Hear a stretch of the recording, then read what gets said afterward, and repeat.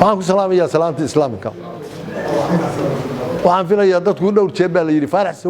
saweyne muxuu sheegi doonaa odagoyo macaan baa la isleeyahay gobolku ciidan waa leeyahay waa buuxa mid labaad waxa weeye odayaalka hadda meesha soo fariistay nin walba fikirkiisu ka hadlayaa rag inta tashaday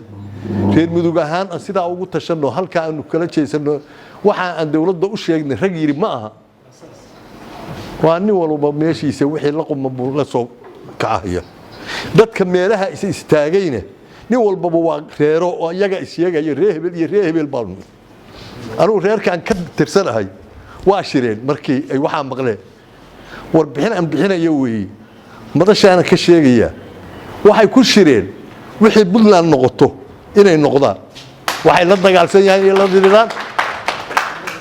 waxay la dagaalsan yihiin la diriraan siyaasad ahaan qalab ahaan naf ahaan wala lagu ogyahay reer mudug oo dhan waa ogi taasaan wakiil uga ahay beeshaan waan ka tirsanahay oo ay iyagu qabaan waliina iyagoo banaan taagan oo tuutayaal qabo leh meel heblaan rabnaa lama arag